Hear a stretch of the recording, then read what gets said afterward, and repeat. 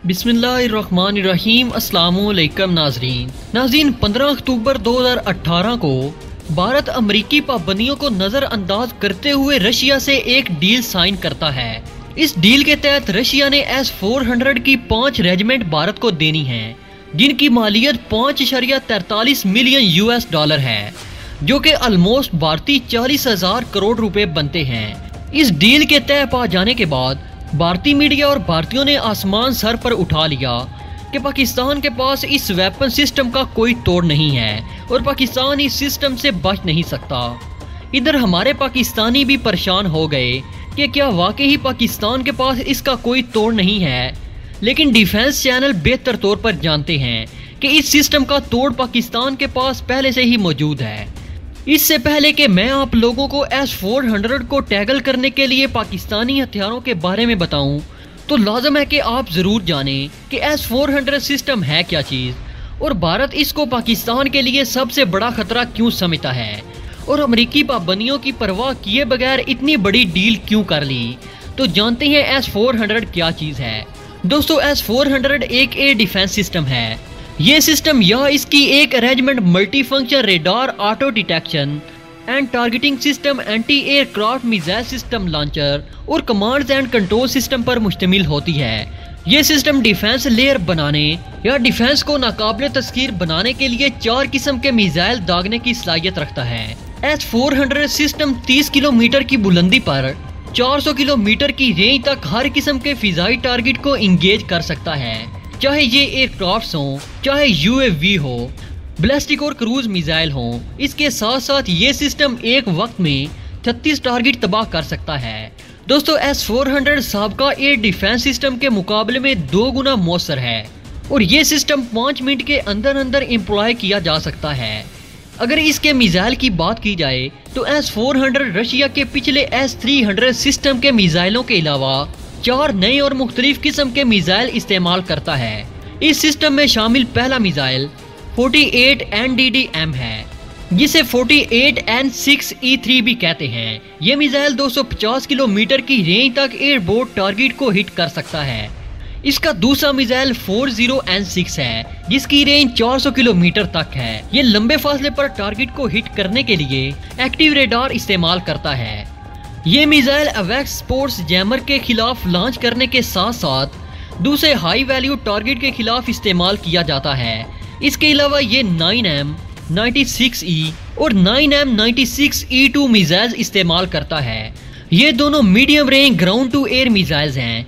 ये missile fast moving के खिलाफ डिज़ाइन किया गया है, जैसा कि एयरक्राफ्ट वगैरह। 9M96E की रेंज 400 किलोमीटर है और 9M96E2 की रेंज 120 किलोमीटर तक की है और इनके एल्टीट्यूड 30 किलोमीटर तक हैं।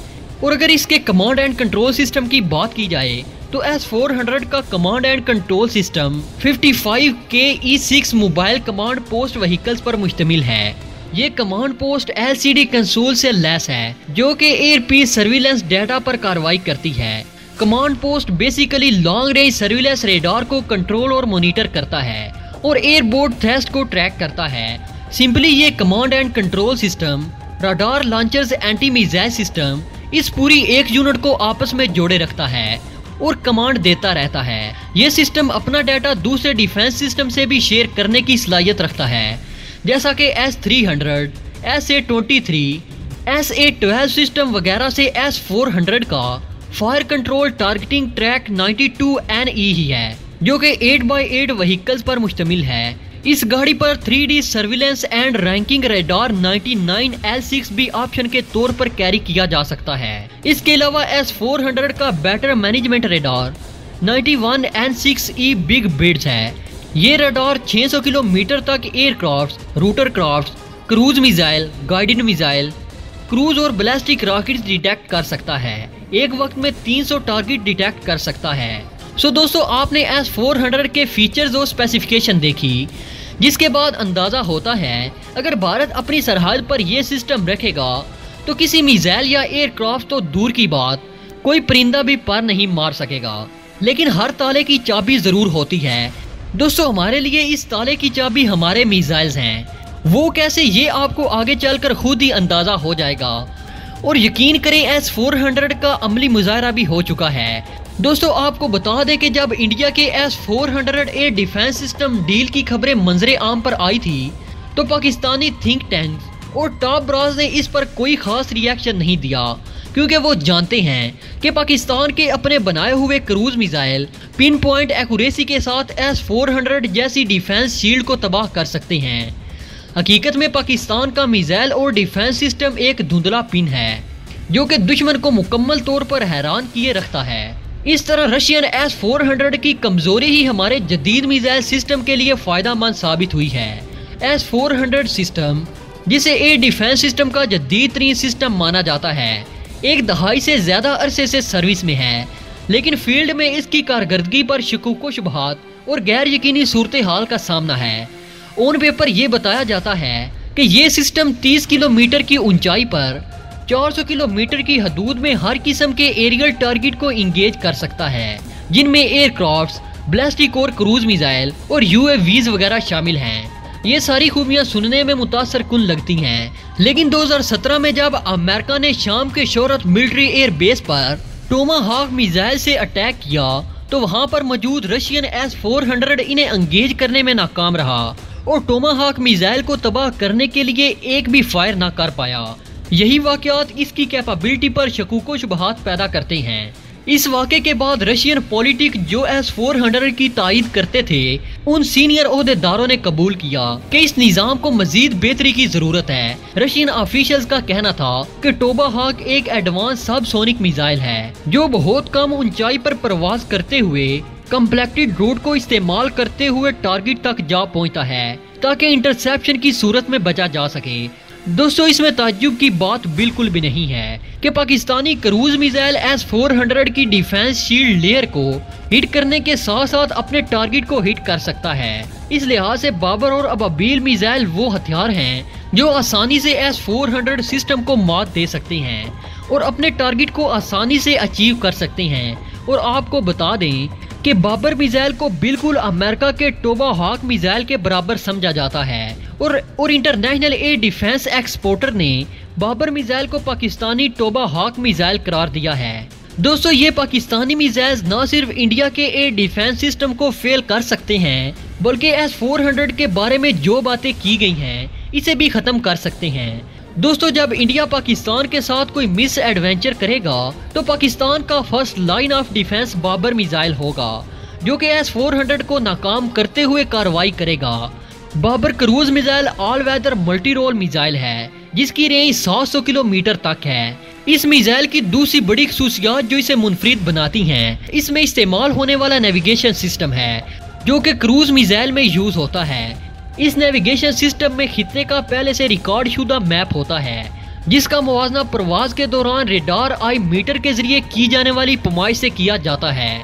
रेडार आई मीटर या रिफ्लेक्शन मीटर मिसाइल और जमीन के दरमियान ऊंचाई की पैमाइश करता है और ये दोनों सिस्टम मुख्तलिफ किस्म के टारगेट को पिन पॉइंट एक्यूरेसी के साथ हिट करने में मदद देते हैं। टेक्निकल बाबर मिसाइल लो फ्लाइंग ट्रेन मिसाइल है जिसकी परवाज 5 किलोमीटर से भी कम ऊंचाई पर होती है, जिसकी वजह से ये S-400 के रेडार्स में नहीं आ सकता और जब रेडार में ही नहीं आएगा तो इसे काउंटर करने का सवाल ही पैदा नहीं होता। आपको बता दें कि रशियन ऑफिशियल सोर्सेज पहले ही ये डिसाइड कर चुके हैं कि S-400 मिसाइल सिस्टम कम से कम 15 से 20 किलोमीटर की ऊंचाई के दरमियान इंगेज कर सकते हैं। दोस्तों बाबर मिसाइल के बाद दूसरी डिफेंस लाइन रॉद मिसाइल है जो कि इंडियन डिफेंस सिस्टम को न्यूट्रलाइज करने की सलाहियत रखता है। रॉद मिसाइल जिसे हतफ 8 के नाम से भी जाना जाता है, इस मिसाइल की खसूसियात भी बाबर जैसी ही हैं। ये मिसाइल एयरक्राफ्ट से लॉन्च किया जा सकता है। ये मिसाइल न्यूक्लियर कैपेबल सोनिक है। इसके साथ साथ ये स्टेल्थी कैपेबिलिटीज का भी हामिल है। आपको एक और खास बता दें कि ये इन मिसाइल में से एक है जिनके बारे में पाकिस्तान ने ज्यादा इंफॉर्मेशन नहीं बताई या अधूरी इंफॉर्मेशन बताई है ताकि इस जैसे मिसाइल को काउंटर करने के लिए तोड़ ना किया जा सके। दोस्तों ऐसे मिसाइल अक्सर औकात दुश्मन को सरप्राइज देने के काम आते हैं। इस मिसाइल की रेंज 350 किलोमीटर है और सेल्फ नेविगेशन सिस्टम के साथ साथ ये भी लो एल्टीट्यूड पर परवाज करता है ताकि रेडार से बचा जा सके। पाकिस्तान का तीसरा मास्टरपीस अबाबील मिसाइल है। ये एक वार एंड कैरियर मिसाइल है अबाबील मिसाइल पाकिस्तानी कौम आर्म फोर्सेस और साइंसदानों की ग्रेट अचीवमेंट है और इसमें कोई शक नहीं कि पाकिस्तान ने अबाबील का तजुर्बा करके एक बड़ा संगे मील अबूर किया है। दोस्तों ये पहली दफा हुआ है कि अमेरिका ने पब्लिकली कंफर्म किया है कि पाकिस्तान ने MIRV का तजुर्बा किया है। सो दोस्तों जब भी इंडिया और पाकिस्तान की वार होगी तो सबसे पहले पाकिस्तान का टारगेट S-400 को तबाह करना होगा ताकि इंडियन डिफेंस शील्ड खत्म हो और दूसरे पाकिस्तानी वेपन को कार्रवाई करने में मुश्किल पेश ना आए। दोस्तों उम्मीद है आपको इंफॉर्मेशन से भरपूर ये वीडियो भी जरूर पसंद आई होगी। दोस्तों अपने पाकिस्तानी होने का सबूत देते हुए कमेंट सेक्शन में पाक फौज जिंदाबाद, पाकिस्तान पाइंदाबाद और अपने गुमनाम हीरोज को सलाम जरूर पेश कीजिएगा। तो दोस्तों मैं मिलता हूँ एक नई वीडियो के साथ, तब तक के लिए इजाजत दीजिएगा। अल्लाह निगहबान।